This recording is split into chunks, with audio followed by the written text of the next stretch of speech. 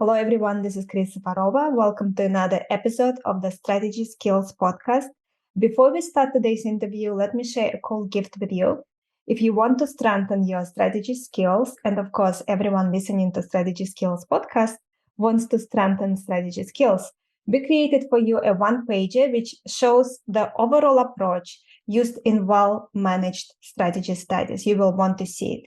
And you can get it. It is a free download for a limited time. Go to firmsconsulting.com/overall approach. And Firms Consulting is FIRMS consulting.com/overall approach. And our guest today is Rick Walker. Rick is an experienced founder and leader across a variety of domains: business, philanthropy, global politics.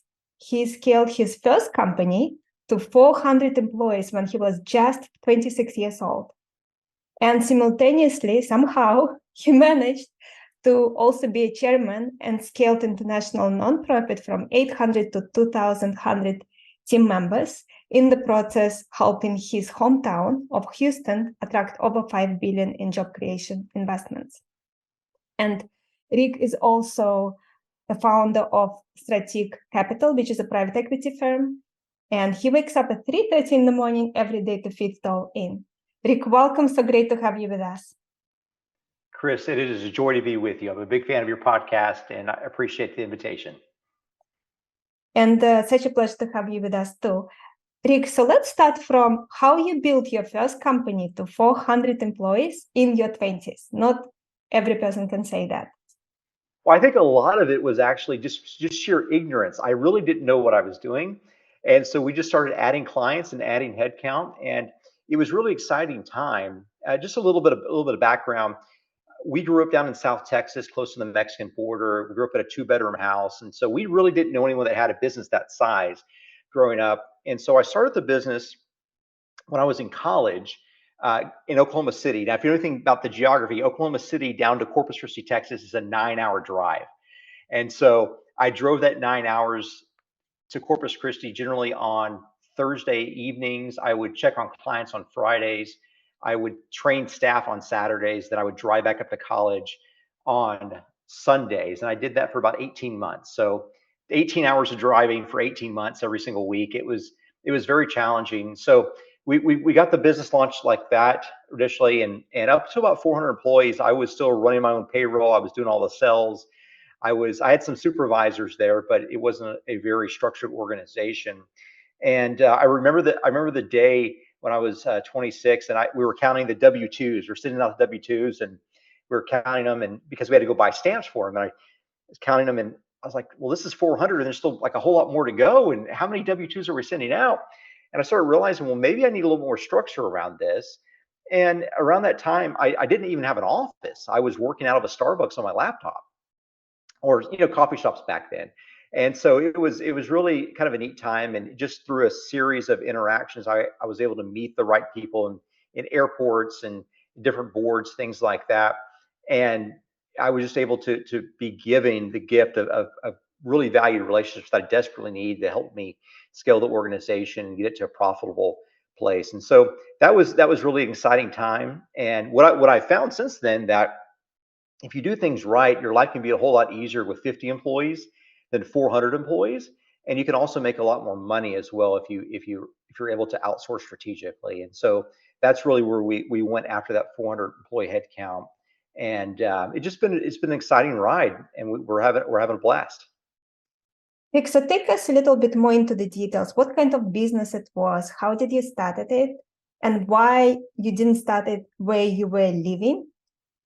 Because, of course, 18 hours driving back and forth, it's a big commitment, and it takes time from working hours that you could have been using building your business. Yes, great question. So I was in the summer. I was down in my house in Corpus Christi on a break from college. I think it was after maybe my freshman year, and I had gotten a job doing telemarketing because I knew that I needed to learn the thing that I least wanted to do, how to do that the best. And so my worst nightmare was to cold call people. And so I got a job telemarketing that summer, and I was really good at it the previous summer. And so I got a job doing that. I sat down for the very first day on the phone. I think I, if I made any calls, it maybe 2 or 3 calls that day, and I just decided. I kind of felt this voice inside of me. I'm not going to say it was God, but it was some sort of voice inside of me that said, "Rick, you don't need this, and this is not the place for you to be." So I took my headphones off. I stood up, and the next day we started our business. I just happened to be sitting in Corpus Christi that summer, and so I immediately started going door to door. And what I was selling was a firm fixed price to manage real estate. So commercial buildings, schools and churches and office buildings, things like that. And so the pitch was that you would pay me a firm fixed price every month, and I would pay for anything out of pocket, the repairs for like toilets and lighting and the cleaning. And if an HVAC unit went out, I would cover that. I'd repair it. And just you didn't have to worry about the risk of something breaking. And so sort of a warranty type of product back then, and it was quite popular. And so I think that first summer we picked up a handful of customers, hired first 2 or 3 staff. Then I went away to college, and so I had to manage this thing remotely for the 18 months. I ended up moving back to Corpus after college, and was able to build some additional relationships there and expand to other markets. And that was a very fruitful time as well. But the business really took on a life of its own as we started to scale up and add different layers of management. And it actually became a little bit unwieldy. And as it grew, it was the growth itself was fun, but I found myself in the place where I felt that the more headcount uh, helped me build my own little kingdom, and it began to become more of an element of pride. And I'm very reflective, Chris, and I realize that whenever I begin to feel pride over something, that I'm probably in the wrong place. And so that's when we started to be able to outsource things. That's when I stopped using the CEO title, and I started using titles like, I think my title right now on all my entities is servant. I don't want to have a title in order to attain leadership respect. I want to be able to gain the competency and the access to people through my sheer oneness of who I am. And so I stopped using any sort of corporate title in that realm, unless of course I'm signing something. And I think that that's really when I started getting a clear perspective that I could do multiple things simultaneously, like the nonprofit work that you mentioned. I think it's also important to point out that there's certain qualities that it takes to be a good leader. I'm not saying that I'm a good leader. I make a lot of mistakes, but realizing those mistakes is definitely part of the leadership trajectory, the leadership journey, and be able to take tools and take practices that you find, for example, on your website, in your videos about how to learn the consultative approach to working with people, how to use these various tools like the service profit chain and the value chain, the Porter's Five Forces, things like that. Those are all very important. But if we approach those from the wrong perspective, if our heart's wrong, that it's all about us, it's about us building our own kingdom, us seeing how many people we have, we've got to realize that that often puts us in the wrong place internally. And whenever we're not in the right place internally, we can very rarely effectuate the change that we should see in our organizations externally. And so that really took a big mindset shift from my perspective. I think also I was reading that you're from Russia. That's right? Originally, long time ago, yes. Yeah. Yeah. So I was actually reading my favorite Russian author this morning, Dostoevsky, and the So, great classic, The Brothers Karamazov, and the the messianic figure in that book is Alyosha. And Alyosha had this great quote. He says something to the effect of that whenever you have moments of doubt, like you're just not sure what you should do, that you don't want to get overcome by that, because the doubts turn into fears. And if your doubts turn into fears, then you very soon thereafter will begin to lose your mind, so that the fear makes it impossible to even reason. That doubt leads to fear, and fear leads to the inability to be able to reason through processes. And so I think there's a hint of truth in that somewhere. I think there's this hint, Chris, that when we begin to fear, even these great tools that we have, the Porter tools and the Blue Ocean strategic tool set, all these tools that we have at our beck and call, that these somehow lose their efficacy because our heart is wrong, because we're fearing either failure or fearing not appearing important enough, or fearing we're going to lose our positions. And that all comes from doubt. So I think doubt's okay, but fear must be nipped in the bud, because the fear is the gateway, in Dostoevsky's world anyway, to the inability to use your mental faculties to reason and problem solve. This is brilliant. I love that you mentioned it. I really like how you think deeper about things than many people.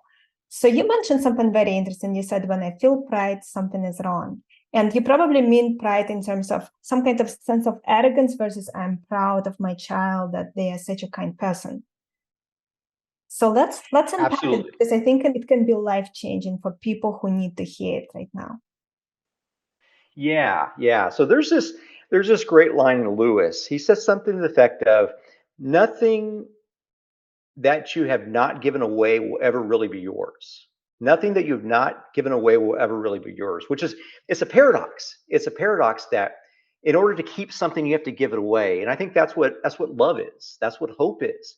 That you can never really be a person full of love unless you first love others. Like, it's got to be reciprocal in nature, but it's also a paradox. It's also a paradox. There's other paradoxes that we work with, that things like the meek will inherit the whole earth, or unless a seed falls to the ground and dies, it can never grow up to be a living tree. That death is the gateway to life. There are these paradoxes that are built in, and leadership is one of these things as well. The very great paradox of being humble to your coworkers, but also turning an eye of aggression to the outside world. And pride is one of these interesting elements, where I would say that pride is something more akin to the bastardization of the outward looking assertion of your demands, it with hopes that you would uplift yourself. And so obviously, as leaders of organizations, our organizations have to come first. And within that, you have to make the determination whether profit seeking is first, your customers are first, or your employees are first, or maybe your shareholders, your other stakeholders are first. That's for your own strategic decision making. But I think in any case where you, as the leader of your group, of your company, of your organization, are first, and you become making decisions where the pridefulness of those decisions are the preeminent fact of that, that's when we get into trouble. And so, how do you get out of that? How do you get out of that? And you're right. You're right. One of my daughters had a cross country meet yesterday, and I was cheering her on. I'm a prideful dad. I'm proud of my girls. I'll put my kids up against anyone else, like any good parent should. Like, you should always promote your kids above every other kid, because that's just the way the world works. That's what a good parent does. And so we find this sort of paradox, that we should be prideful of that which is right, things that we ought to be prideful of, but yet we should not be prideful of ourselves. And it's fun. It's funny that you find this in every single nation in the world. That there's a hint of this. That there's built in the moral law of the fabric of the universe. Things like, across all humanity, it's a universal fact that it is immoral to run away from battle if you're a soldier. Like, courage is the expectation of the moral individual in every single culture. No culture respects someone that runs away from a battle. No one does that. No one respects a traitor. There's certain things within culture that all cultures respect, and that's a timeless truth.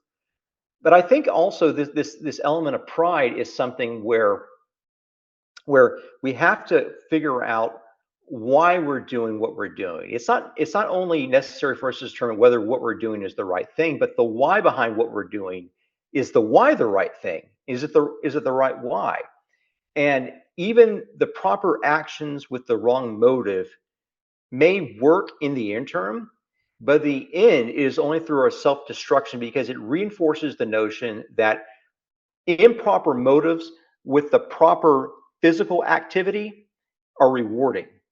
And that's a dangerous place to live. That's how criminals are born, is because they realize that criminal activity, if uncaught the first time, is rewarding. And so they keep doing it, keep doing it, keep doing it. And that's the same way that pride works. If pride works one time or two times, it's it is a vicious feedback loop that teaches us that it's a good thing when it's a very, very harmful thing. And so that's why I take the default notion that we as leaders have to put others above ourselves, that the hierarchy of the organization is really an inverted hierarchy where all the weight, all the load has to be sitting on the leader.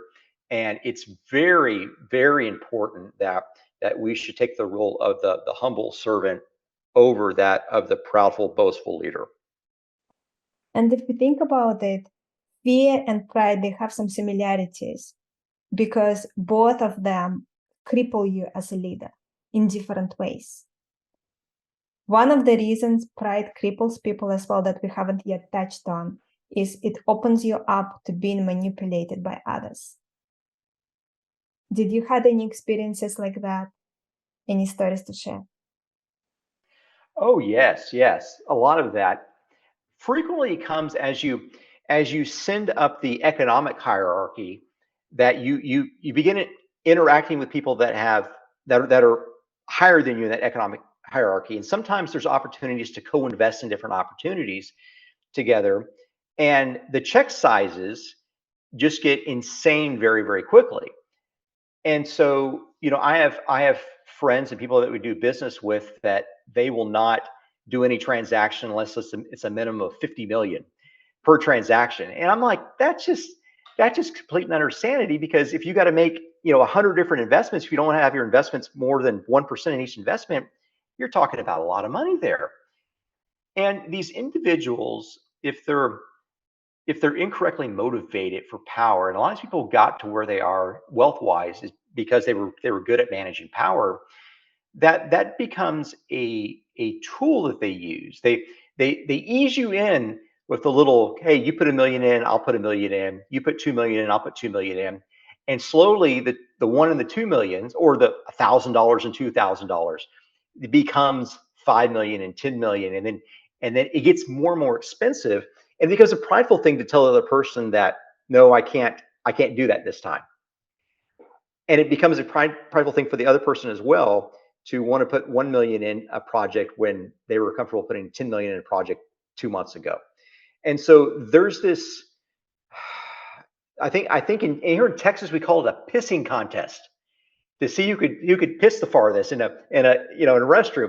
That's what we did in school. And I apologize about using that terminology, but in Texas that's what we use. It's this contest for who's the biggest man. And that's just a losing game, because you can never win that game. There's always a bigger man out there. There's always a bigger woman out there. There's always someone with a bigger pocketbook out there, and you can't play that. And if you try to play that, in the end, you get manipulated by someone who's better seasoned, smarter, better situated, has more knowledge about the investment or better knowledge about the business transaction than you. And they're always out there because they're specialists. And whenever you play a game where you've got to diversify into areas that are outside your expertise, you're going to get manipulated if you let pride wean itself in there. So you've got to be incredibly disciplined in that, Chris. And I think you're absolutely right. The manipulation is there.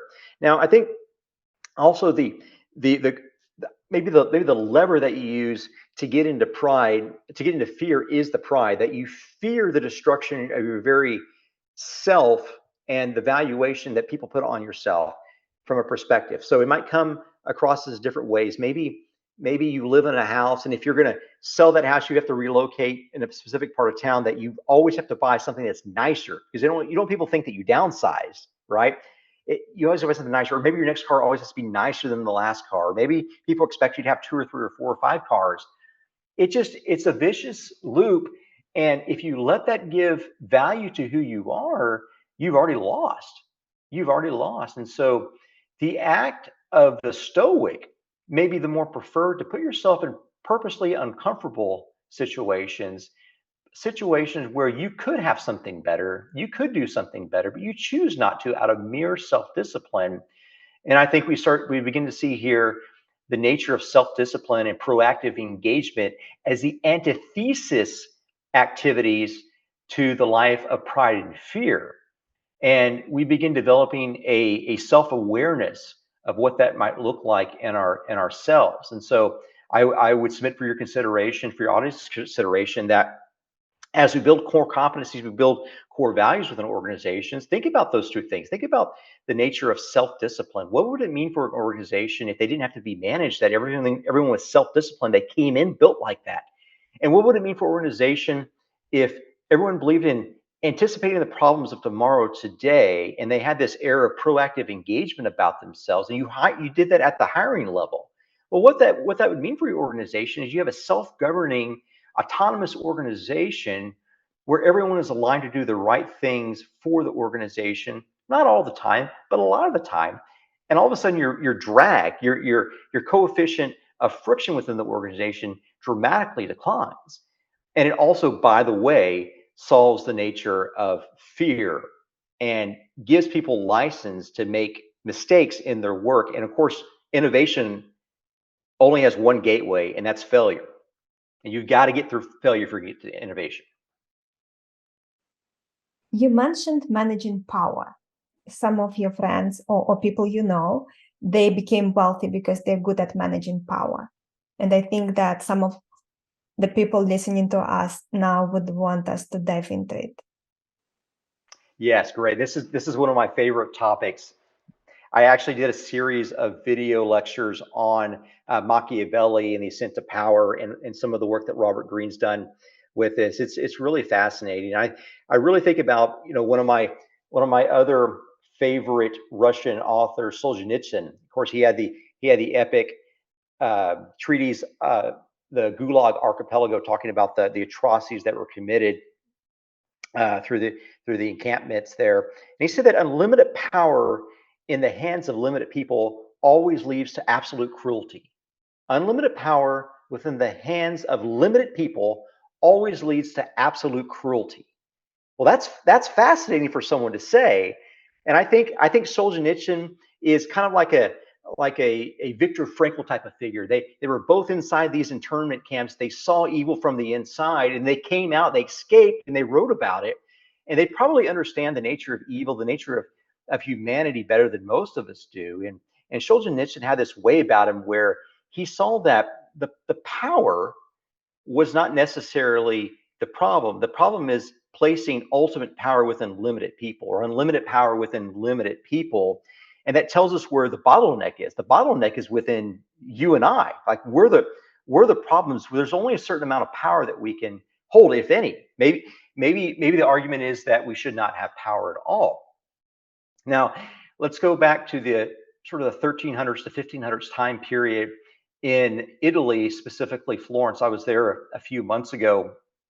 Just a beautiful area. I really believe that Florence may be the primary point of enlightenment over Rome and over the other sort of Greek territories and other places of Europe. That in Florence you had this really interesting thing happening coming out of the business community. You had this family, the De Medicis, and the De Medicis were a banking family that ruled probably 203 years in this Florentine city state. But they made so much money, they opened these branches up all over Europe, that they were able to effectuate statecraft, and they were able to hire armies, and they were able to set up other kings and other princedoms in other city states and be able to effectuate control. In fact, it even got to the point that they were bribing popes and cardinals. So they were able to set up and have control over who was going to be the next pope. And at one point, the great Lorenzo de' Medici had both his son and his nephew sent off to Rome, so that the hopes that they would both eventually become, bishops and cardinals, and maybe one of them would be able to be pope someday to be able to protect the family, because at that time the popes had a standing army. Well, lo and behold, both of the Medici's son and nephew became popes. That's how much power this family had. And you think about the household there. They had at different times um, they had Michelangelo and Donatello, and they had all sorts of great artisans through the house. This is the sort of influence these business people had, the sort of power to effectuate statecraft, to control the actual church, and to control the business banking world. And as as a gift to this family, there's a young man by the name of Machiavelli, Niccolo Machiavelli, who presents a gift to Lorenzo de' Medici, a book, a little handbook based off his observations of how statecraft and warfare and power works, called The Prince. And I really highly recommend folks check that out. It's a quick, maybe 1 day read. And there's very, very powerful things in this book about how to take power, how to manage the power, how to handle the aggregation and the dispensation of power, and to be able to effectuate reigns over great swaths of land. And he sets up these great principles. One of the great principles is one that's being used by private equity even to this day. You'll hear some of the great private equity leaders talk about that if they take over a company, they're just assuming that the entire management team needs to go, because a company that needs capital that bad in order to give away their control must not have been a very well run company. And so they just automatically come in and just wipe out the entire management team. Well, where do they get this? They get this from Machiavelli. Machiavelli says that whenever a prince takes over a new princedom, that he has to eliminate all the threats. That doesn't mean he comes in and he wipes out the army, not just that, but he has to come in and he has to not only kill the current king or the current prince, he has to wipe out the entire family line, the entire bloodline, and everyone that was accretive to their power. He has to eliminate all of them. Why? Why do they have to do that? Why was it strategically necessary for the maintenance of power to do that? Well, it's not only that you prevent future uprisings, but it's something even more important than that. It's that whenever you come to a treaty negotiation and you don't have a counterparty to negotiate with, you always do better. You always do better. Think about that. There's no one to negotiate against if they're all dead. Well, Machiavelli understood that. That's the way power works. That if you have to negotiate for your power, you're in a very, very weak position. Right? You've got a chance of obtaining more power, but if you don't have to negotiate for the power, well, that is the most enviable of all possible situations. And so I think that's a little bit of the way power works. Power must be taken in balance. I have a number of other stories about power, but it's one of those things that has to be balanced. That you have to take the crumbs of what works strategically, like the private equity world does with replacing the management teams, and also realize that you have people that have institutional knowledge about organizations that really need to be kept sometimes, or you're just going to fall flat on your face. Another lesson about economics in Machiavelli is that he recommended that if you're going to go and take over a princedom, a kingdom, that it's always best for the prince himself to go and live there. That if you try to set up all these garrisons and these outposts all over, you're just going to spread your resources too thin. But a prince living there is something that shows that there will be buy-in from the people itself. And he makes this great comment that something effective, that it's better to be feared than to be loved. It's better to be feared than to be loved. And I think a lot of people learn their business skills from that. And obviously I'm sitting in the United States here, and something that's based on the Judeo-ethic principle of you're supposed to do for other people as you would want them to do for you, that you don't mistreat people. And so all of a sudden we've got this paradox re-arises. It arises yet again, that the proper way to take power is to use the traditional strategies that maybe a Machiavelli would suppose, but the way that we do it culturally is by giving power away and being submissive to the other party, because you would hope that other people would do that if you were in the reverse roles. And so we find ourselves back around to this idea of life being a paradox. Rick, building on how to use power in an honorable way, a way where you serve people and make the world better through your efforts as a leader, how can we expand on that?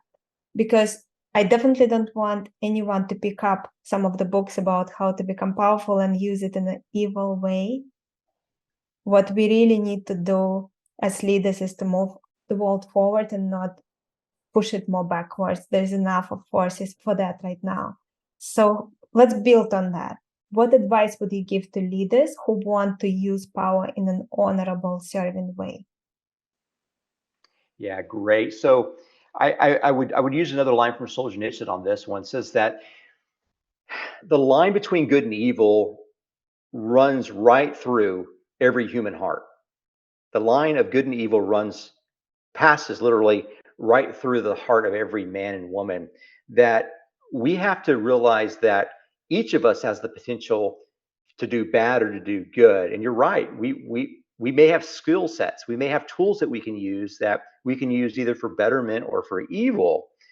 Now, I think that also gets back to this idea that there's something substantial about the nature of a person, that the why is more important than the how. That there's objectively something in nature that divides this idea of what good and evil is. Like, remember the soldier that runs away from war. Every society said that's a bad person, an uncourageous person. That courage is one of the virtues. In fact, it said that courage is the testing point of all the virtues. It's the crux of all the virtues. And so I think that courage is one of those things that we need to look at.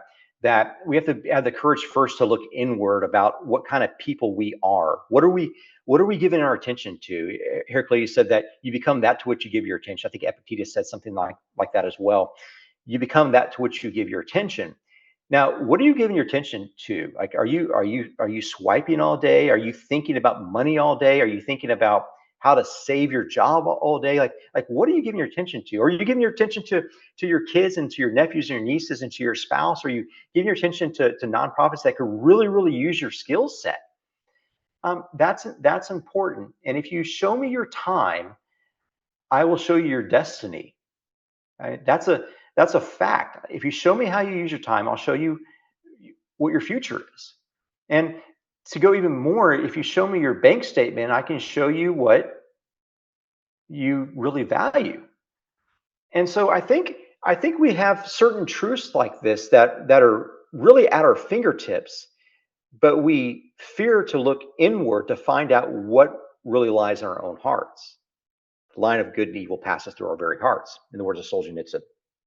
Now, we have to also have to realize that a man like Solzhenitsyn and Viktor Frankl, who we mentioned earlier, these are men that have seen evil from the inside. They've seen evil. And so the ability to be able to recognize what evil is, the utmost of evil, has this ability to realize what the actual scalability from the depths and the depravity of evil all the way up to the heights of goodness. That there's goodness in a concentration camp. And I think this is what Frankl found out when he was at the concentration camps in Germany, that he had this idea that if I can control my attitude, that's something that the guards can never take away from me. And so I'll focus on that. I've got some sort of control over this. And if I've got control over something, I have the ability to be able to think about and to do what I want to do in this very contained area of my life. Then I can find meaning because I can attach that control up to something that control is directive of. Whether my control is directed of my attitude, or if it's pointing to even something higher, this higher mythology of what you believe to be true, that maybe the utmost atmosphere of the universe, what your God or your whatever deity you worship. And so I think Frankl gets to the heart of this, that there is a real evil and there's a real good, and we've seen that in evidence in the 19th and the 20th centuries through the Gulag Archipelago, and we've seen that happen obviously in Germany. And we have to realize that it comes from somewhere, and it comes from within first and foremost. So how do we address this as we find ourselves taking on more power? I think that's really kind of the crux of the situation. The ability to realize that is you have to set your heart and set your mind on things that are higher and outside of yourself. That whenever you focus inward, you realize that you function sort of as a black hole. You're sucked in on yourself. But if we're able to turn ourselves outward, we're able to get our priorities realigned, and all of a sudden the power that we have is able to be used for good. The why changes too. There's this parable that Christ says that where your money is, where your treasure is, there your heart will be also. That your heart follows your treasure. Some of us, our time is our treasure. Our time is the most valuable thing that we have. Where you put your time, that's where your heart's going to be. There's no possible scenario where you spend all your time on social media and your heart's not sucked up in the grandeur and the ostentatious lifestyles that you see on the social media. Social media is just a lie, is all it is. No one puts their really horrible stuff on social media. It's all just advertising. But this idea that we have to look outward. Remember that we started off the conversation saying that nothing that you've not given away will ever really be yours. Well, so will gifts like your time and your attention and your love and your respect and your hope. And so we spend our time giving those sorts of things away. We'll find that whenever we give power, whenever we receive power, it's just going to be a natural outflow of that power just to give it right back away. Just to give it away, just to let it be, I guess, fractalized back into the organization, back into our families. Why not give your kids a little bit of authority over a specific domain? Make the kids responsible for the kitchen. Make the kids responsible for the dogs. I mean, it's these little things that we've got to just learn to give away. And the amazing thing is that reality teaches us that unless we give it away, it'll actually enslave us. It'll actually enslave us. That power held on too tightly will end up enslaving us, not to the power itself, but to the inward perspective on what's best for me. And whenever you're focused on yourself, you can never see that which is higher. I think there's another great statement out of Lewis that this may be Chesterton, that says that of course the man who's always looking down on other people is looking down. It's like a man that's in the valley. He's just looking at the ground in the valley, and of course the man that's always looking down can never look up to see the grandeur of the mountains. It's something like that you have to look to something that's higher than yourself, and other people are higher than yourself if you put yourself in the nature of the humble servant, the humble leader. And I think that's the right posture to have. That true power that's not going to infect your soul, infect your mind, infect your heart, that won't destroy you. True power can be a very, very big gift. But in order to have true power that's for your ultimate benefit, your ultimate justice, your ultimate love, your ultimate legacy, that you've got to be able to give that away and give it away freely. And the leader that gives power to the right people and in the right context never really gives it away. It's being stewarded by the people within your organization. And if there's that trust, or that two-way trust that's built through the culture, well, that becomes something really, really spectacular. And you go back and look at the words of Drucker about how powerful that is, that it's more powerful than any strategy. Culture eats strategy for breakfast. It's more powerful than anything you could ever imagine. And that's the way the greatest movements on earth, in business and outside of business, were had, is that power was fractalized. And when it's fractalized, whenever it's given away, it expands more than any one man or one woman can ever contain. And it's also outward bent. And whenever it's outward bent, it becomes something much more than we could ever dream or imagine. There was a line from a movie, Indecent Proposal, and it was something along the lines of, if you love something, let it go. If it's yours, it will come back. And if it will not come back, it was never yours to begin with. That's a great line. I love that. I love that. Coming back to fear, how do you deal with fear? So there's a few different ways to deal with fear. And the the risk, I have a group of young folks that are new to the investment business that I meet with once a month in my office. And we had this very conversation last month, that this idea of fear. There's really two different ways you can overcome fear. And for a long time, I used this first method. What I would do is I would overcome the fear of what other people could do to me, by thinking of myself as a better person than that other person, right? So if that other person did something I didn't like, I would mentally think to myself, that person is just isn't smart enough to know what they should be doing, or I'm gonna outwit them in the end. They were dismissive things that belittled the other party, that I caught myself doing mentally. And this is things that I did in my younger years, and even recently I find myself doing this as well. And so that's probably the wrong approach, to use pride to beat back fear of others. Now, the other way that we can address fear is is to realize that we have something greater than the mere materiality of the world to be had, right? The lesser things that we have access to, the houses and the cars and the money and the businesses, those are those are all, quasi material things. They're lesser things than the higher things: love and faith and hope and beauty and courage. Those are all higher things on a hierarchical level of transcendence, that whenever I die, my kids aren't going to remember how much money I had in my bank account. They're going to remember the love and the faith I had to them. They're going to remember the times that dad said, "I'm so proud of you. I'm so proud of you." They're going to remember those sorts of things.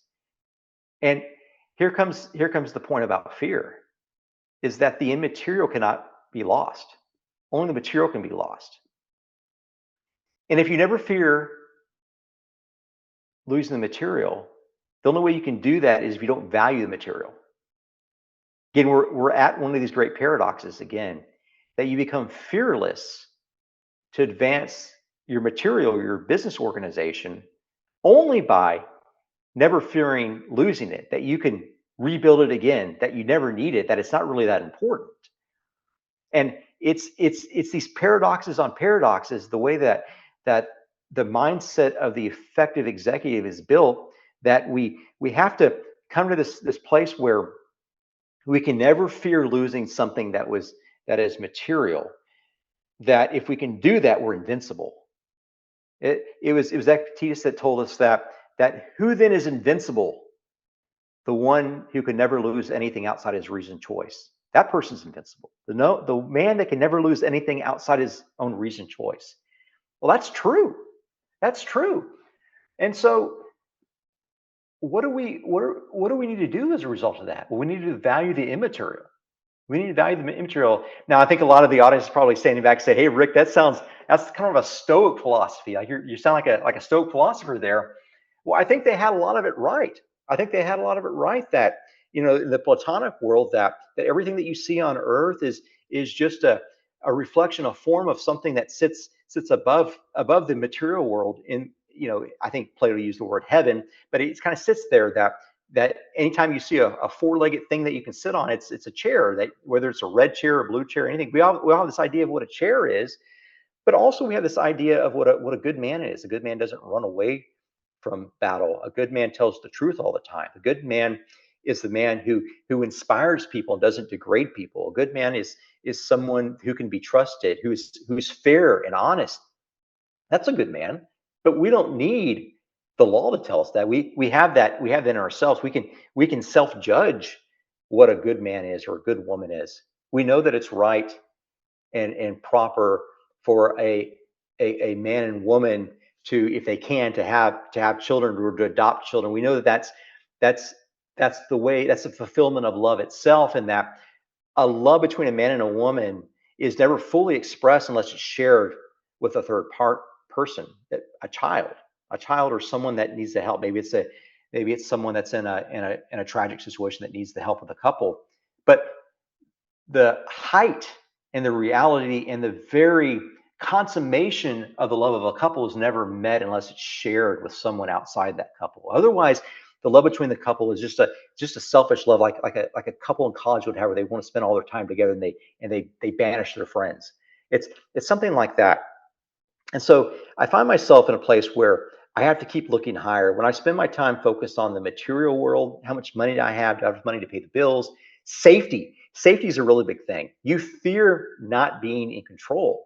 That's a really big thing. But whenever you can crush the fear of not being in control, you can crush the fear of being at risk, everything opens up. And so how do you get to that place? Yeah, for me personally, I'll just share for a second. The way that I do that is I have a very strong faith, and I read my Bible an hour a day. I'm not a good person. I'm not a good person, but it instills me various truths that the country was built on. That there's some higher authority that we have to answer to. That's where the kind of truth and justice and courage all come into play. That we're all centered around. That we're all built with this notion that love is the right thing to do. But I also believe that whenever I walk into a room, that that room is prepared for me in advance. That if I believe in a God that transcends and a God that is omnipresent, he's present at all times simultaneously, but he's also omnipotent, he's also all powerful, and he's my friend. That when I walk in a room, that God has already been in there. He's already powerful enough to be able to effectuate the changes that are needed in that room before I even enter the room. And that I have the most powerful force in all the universe, not only going before me, but also going behind me, going to my left and my right, above me, and also inside of me, and nothing can harm me. Not even death itself can harm me. The fear of death is the last thing to be conquered. Go back and read John Milton. Go back and read Dante, Inferno, the Purgatorio, and the Paradiso. You've got to be able to beat pride. If you can't beat pride, you can't beat sin. If you can't beat sin, you can never beat death. And you have to have a mechanism to do that.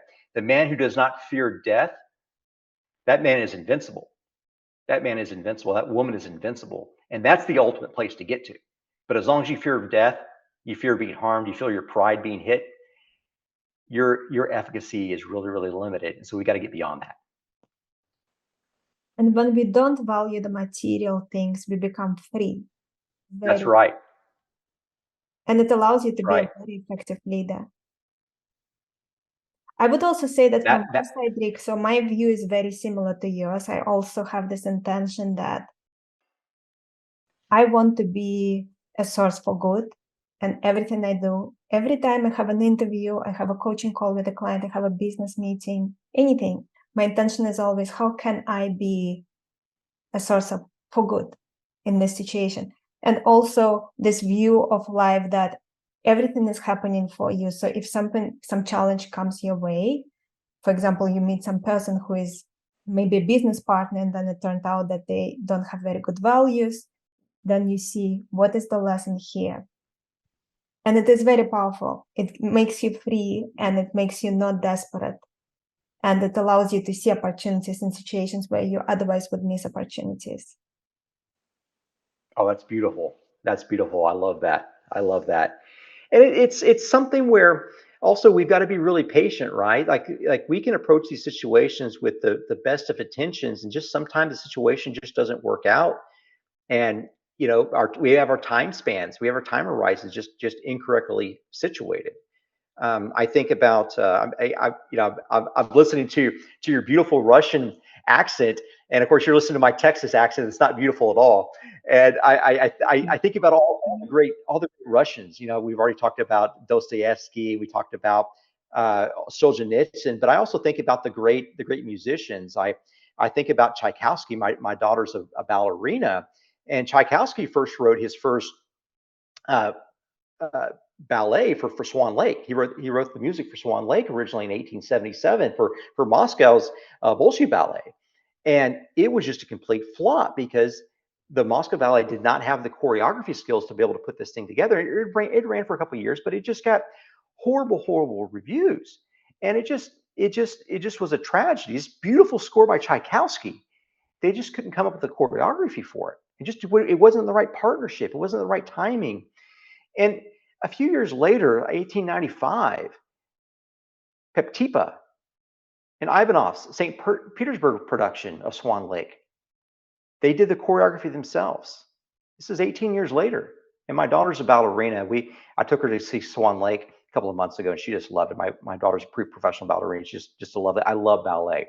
I love ballet. And I love Tchaikovsky. But anyone that knows Tchaikovsky knows that he is the preeminent orchestrator of the late 1800s worldwide, that it was so complex what he was writing. It was just unfathomable. I think of the other Russian, Rachmaninoff, the Piano Concerto #2. It's just spectacular. It's beyond belief what he's playing. And that's what you get from the Russian musicians and from the Russian literature of the late 1800s.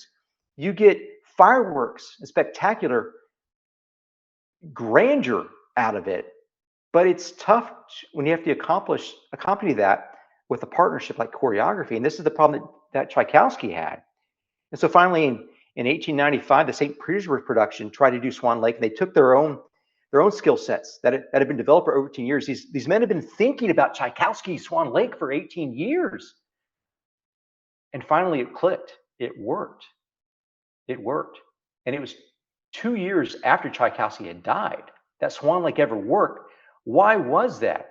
It's because the virtuosity of Tchaikovsky took 20 years for the right person to fulfill the choreography of that to come along. The right person has not come into place yet, and Tchaikovsky just died a little bit too early. And that's the way our timing works. That's how the timing of greatness works. Is that sometimes the timing isn't over a span of years and decades. Sometimes the timing is over decades and hundreds of years and even thousands of years. And I think if anything, that's what the Asian dynasties have taught us. That's what the arts of the great European countries like Italy and the Asian European country of Russia have taught us. I mean, those are the lessons that we have to learn, is that sometimes timing is not on our side, despite how wise, how brilliant we are and what our skill sets have, because it always takes a partner. It always takes someone else. Very true. I used to play Rachmaninoff, and to play just one piece of Rachmaninoff, I had to practice 5 hours a day, that piece slowly, and I could only play it once fast that day. And that is on top of all the other pieces I was practicing. So that, yes, it is extremely complex, but it is remarkably beautiful.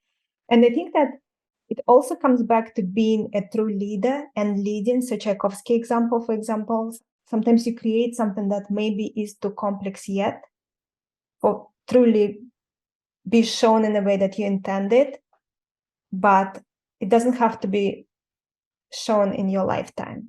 Even if after you die, people would enjoy it. That is what leadership is. You lead, you do things that other people are not doing with the right why, looking out for how can I make this world better? How can I live it better off when I die?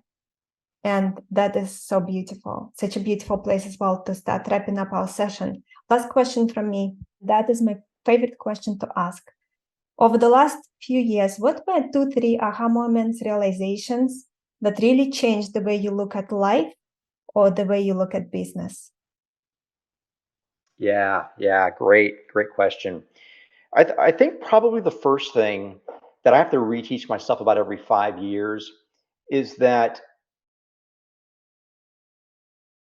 working harder does not always lead to more success. That working longer does not always lead to more success. You mentioned in your opening intro that I wake up at 3:30 every morning. Yeah, I was up at 2:45 this morning. I was in the office by 4. I live 20 minutes away from my house, and so it was an early morning this morning. I think it's 3 o'clock our time, so it's been an 11-hour day so far. But I've got to keep pounding in my mind that there's very frequently not very much of a correlation long term between working 8 hours versus working 12 or 16 hours. And I'm someone that classically worked 14 to 16 hours a day for the first 20 years. And I've got to wean myself off this idea that I'm the savior of all the organizations, that I'm the savior, I'm the one that's going to protect it. If I don't do it, no one's going to do it. I have to realize that there are more important things, right? My family's more important than my business. My community is more important than my business. My being at my kids' games is more important than the business. My health is more important than the business. But I've got to realize that it's not all on me. That it's got to be something where we have to take a little bit of time. You've never seen a wise kind of philosophical type of person rushing through anything. You've never seen a person of poise and of dignity rushing. That just doesn't happen. There's something about dignity that the aristocracy, they never hurry through anything. And I think there's something to be had for that, something to be said for that the respect that we give ourselves is is something that should be dignifying, not something that degrades us into hurrying around and this sort of hustle culture or work culture. Probably the second thing, Chris, is I learned to think through my relationships based off the backgrounds a little more closely. What I mean is a couple things. So first of all, I found that whenever I'm working within my area of competency and I find myself having to interact with other people that are working outside of their areas of competency, that rarely works. So maybe this is a board position where I'm working within my area of competency. I'm working with a lot of people that are there maybe because they control large amounts of capital, but they're not really working their competency. That's a troubling place for me to be. I just don't function well in that sort of domain. I mean, I'm okay with working, I think, outside of my competency, but I really have to just defer to other people. And I'm here to support you. I believe what decisions you're making are right because it's your area of competency. But the inversion of that really works for me. And the other way that this second point plays out is within the world religions. We need to realize that different religions have different philosophical bents. That there are certain religions of the South Asians, for instance, that have a duality about them.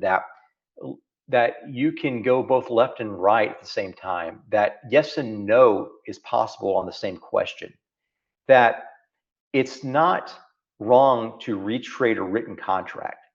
And I found myself dealing with this very, very recently.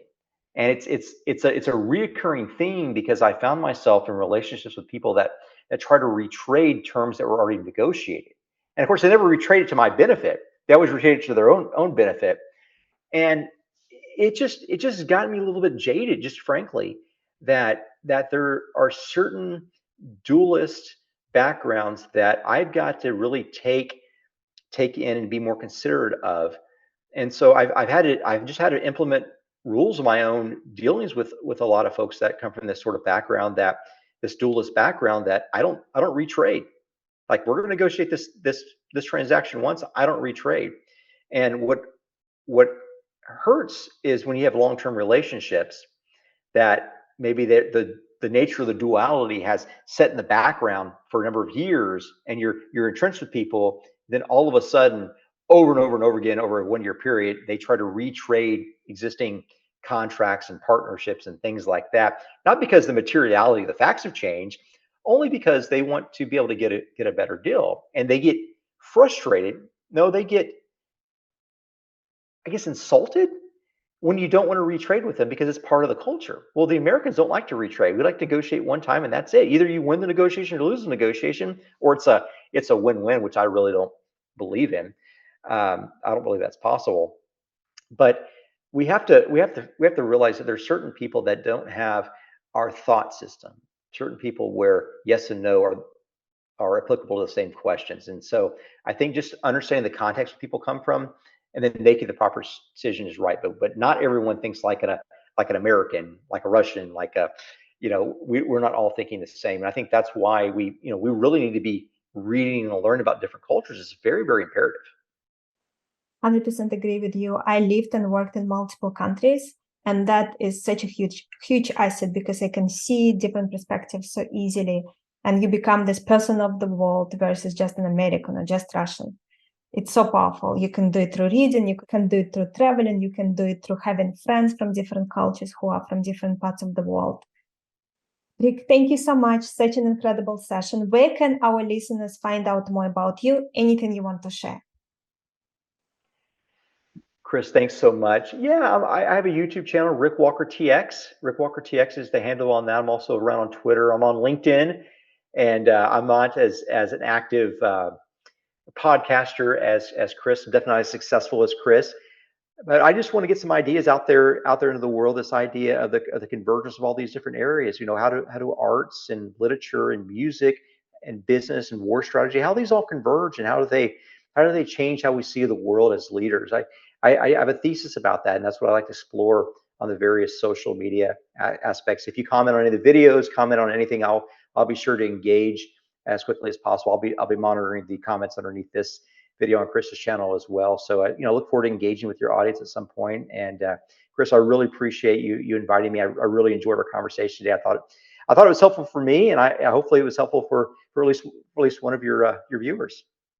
I think it will be helpful for many people. I think we covered some very, very important areas that not enough discussed in business conversations, but they are fundamental to someone's success and someone's level of contribution.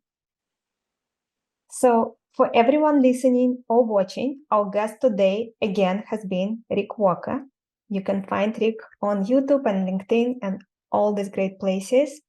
And If you want to strengthen your strategy skills, get the overall approach used in well-managed strategy studies. It is a free one-pager that we created for you, temporarily available for you for free at firmsconsulting.com/overall approach. So it is firmsconsulting.com/overall approach.